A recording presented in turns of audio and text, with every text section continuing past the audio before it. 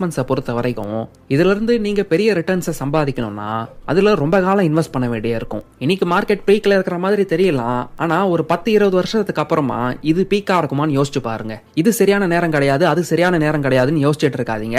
எவ்வளவு சீக்கிரம் ஸ்டார்ட் பண்ண முடியுதோ அவ்வளவு சீக்கிரம் ஸ்டார்ட் பண்றது நல்லது. ஏன்னா 20ஸ்ல ஆரம்பிச்சீங்கன்னா தான் காம்பவுண்டிங்க்கு அதிக டைம் உங்களுக்கு கிடைக்கும். ஆனா இப்படி நீங்க ஒரு டிமேட் அக்கௌண்ட் ஓபன் பண்ணி உங்க இன்வெஸ்ட்மெண்ட் ஜர்னியை ஸ்டார்ட் பண்றதுக்கு முன்னாடி சில விஷயங்களை தெளிவா புரிஞ்சுக்கணும். இன்வெஸ்ட்மெண்ட்ன்றது just another secondary source of income தான். நீங்க தூங்கும் போது ஆட்டோமேட்டிக்கா உங்க பணம் வளர்றதுக்கான ஒரு சோர்ஸ் தான். பாக்கெட்ல 100-200 வச்சுக்கிட்டு இன்வெஸ்ட்மெண்ட் ஜர்னியை நீங்க ஸ்டார்ட் பண்ணலாம். ஆனா அதே ஃபுல் டைம் பார்க்க கூடாது. கையில 2000 இருக்கா, 500 இன்வெஸ்ட்மெண்ட்ல போடுங்க.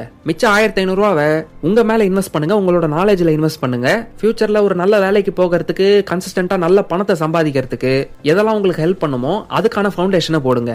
அதோட சேர்த்து கொஞ்சம் கொஞ்சம் இந்த இன்வெஸ்ட்மெண்ட் நாலேஜ் எல்லாம் வளர்த்துக்கிட்டே வாங்க. இப்பதான் நான் காலேஜ்ல செகண்ட் இயர் தேர்ட் இயர் படிக்கிறேன், நானும் இன்வெஸ்ட்மெண்ட்ஸ் ஸ்டார்ட் பண்ணலாமானா தாராளமா பண்ணலாம். கண்டிப்பா உங்களுக்கு மாசத்துக்கு ஒரு பாக்கெட் மணி கிடைக்கும். அதுல இருந்து 100 இன்வெஸ்ட் பண்றதுல கூட நீங்க ஸ்டார்ட் பண்ணலாம். சின்ன அமௌண்ட்ல ஸ்டார்ட் பண்ணும்போது தான் நீங்க தப்பு பண்ணாலும் இந்த விஷயங்கள்லாம் கத்துக்கிறதுக்கு அது ஒரு ஃபீஸ் மாதிரி நீங்க நினைச்சுக்கலாம். இந்த சின்ன சின்ன அமௌண்ட்டை யூஸ் பண்ணி டிசிப்ளினை பில்ட் பண்ணி உங்ககிட்ட இருக்கிற பணத்துல கொஞ்சம் பணத்தை இன்வெஸ்ட்மெண்ட்ஸ் பக்கம் போட்டுட்டு நிறைய பணத்தை உங்க ஸ்கில்ஸ்ல வளர்க்கறதுல இன்வெஸ்ட் பண்ணீங்கன்னா காலேஜ் முடிக்கிற நேரத்துல ஆக்சுவலா நீங்க ஒரு நல்ல வேலைக்கு போகும்போது கன்சிஸ்டன்டா உங்க பேங்க் அக்கௌண்ட்ல இன்கம்னு ஒன்னு வரப்ப இந்த இன்வெஸ்ட்மெண்ட் சம்பந்தப்பட்ட விஷயம்லாம் உங்களுக்கு ஏற்கனவே தெரிஞ்சு ஆல்ரெடி கொஞ்சம் கொஞ்சம் அமௌண்ட் நீங்க டிசிப்ளினா இன்வெஸ்ட் பண்ணி பழக்கப்படுத்தி வச்சிருக்கிறதுனால வண்டியே ஓட்ட தெரியாத மாதிரி பயந்து பயந்து வண்டியை தொடாம இல்லாம நீங்க கான்பிடென்ட்டா இன்வெஸ்டிங்ன்ற அந்த வண்டியை எடுத்து ஓட்ட ஆரம்பிப்பீங்க. வாழ்க்கையில பல பேர் இந்த பினான்சியல் நாலேஜ் ஸ்டார்டிங்லேயே தெரிஞ்சுக்காததுனால அவங்களோட 30s என்டர் ஆனதுக்கு அப்புறம் ஆல்ரெடி அவங்களோட லைஃப்ல நிறைய ரெஸ்பான்சிபிலிட்டிஸ், கடன், குழந்தைங்க இது எல்லாம் வந்ததுக்கு அப்புறம் ஐயோ லைஃப்ல உருப்படணும்னா இன்வெஸ்ட் பண்ணணும், சேவ் பண்ணணும் போலன்னு அந்த டைம்ல உங்களுக்கு அந்த தாட் வர்றதுக்கு முன்னாடியே